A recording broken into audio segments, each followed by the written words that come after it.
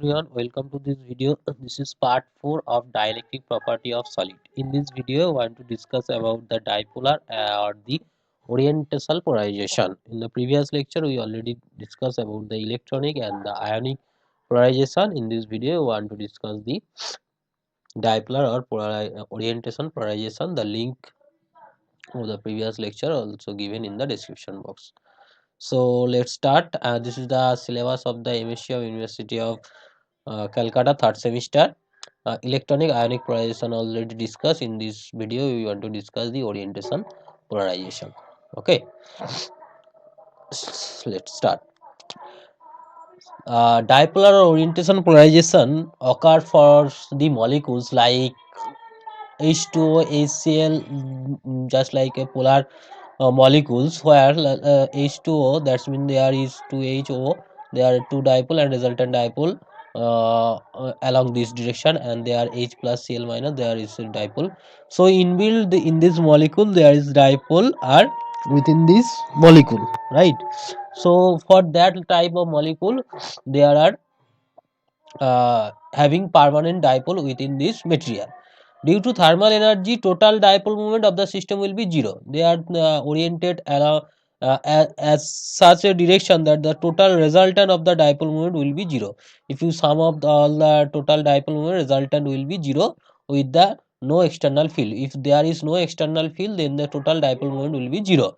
When we apply the external field, these dipolars can wants to oriented along this field, and that's why they are total dipole moment does not zero. There is a net dipole moment. Okay, so with external field there is a dipole moment within this material, and this dipole moment this is the dipole moment developed within this material. This dipole moment per unit volume is known as the polarization, and this type polarization is known as dipolar or orientational polarization. Okay, so for that, if you wants to find out the dipole moment, taking this is a dipole and this is a applied electric field.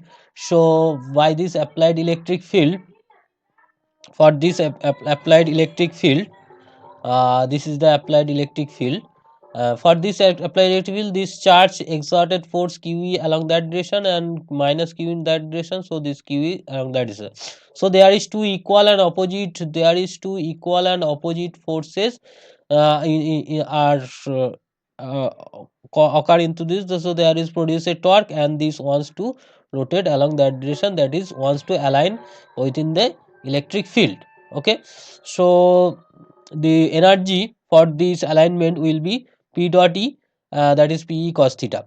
According to statistical mechanics, the number of dipoles having orientation between theta and theta plus d theta, within this angle the number of dipole will be solid angle into this exponential minus u by kt. The u is value is P e cos theta. Okay, so the solid angle will be 2 pi sin theta d theta. This is the number of dipoles within that angle. And if you wants to find out the average component of dipole moment along the electric field, so the total polarization along the dipoles and total number of dipole. So along the electric field is P cos theta, and this is the dn number within theta plus d theta, and this is the number. If you integrate this and just substitute P cos theta by kt as a x and take P by kt as a m, then just change these variables. Yeah, and after this calculation you got this equation, and this is cot hyperbolic a 1 by a. These function taken as the Langevieus function, known as the Langevieus function, and the curve of this Langevieus function is like that. So at the lower value of a, this is tends to a by 3, and the infinity this becomes 1. So 2 case for in LA becomes 1, that is for high electric field. This is actually for E is high and T is low. For that case, LA tends to 1, and the all electric dipoles are oriented along that. So in that case, all dipoles are oriented along the applied electric field. This is applied electric field. All the dipoles within the material will be along the electric field. And the other side, when the electric field is lower and temperature is be high, they will be low. La will be the Langevin function will be a by 3. So if we put a by 3, so P average will be P square E by 3 kt. Then you put the value of A. So this is the dipole moment for the dipole moment for the polarization, dipolar polarization in case of lower electric field, and this is for higher electric field.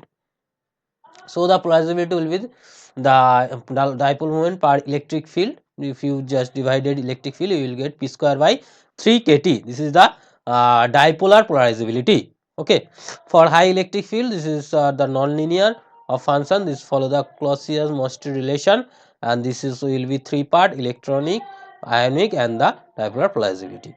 If you wants to draw this curve, this is a intersecting curve. Okay, this is like y equals to mx plus c. And the two important point is rotation of dipole is easier in gas liquid phase than the solid phase, and larger molecule phase difference to the orientation themselves. Okay, so that's it. And for fractional polarizability is the total polarizability, that's the electronic and ionic, follow the Clausius relation like that.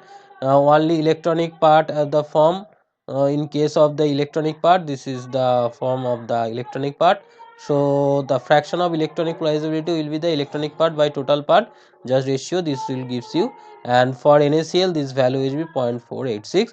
For the fraction of this is for NaCl. And this is your homework. Find the fractional ionic polarizability in case of water, where you know the N of water is 1.33 and epsilon S will be 81. This is your homework. Do this and comment in the comment box. So this is all about me. This is my contact details, and this is my YouTube channel. This is, so that's it. Thank you. Take care. We'll meet in the next video.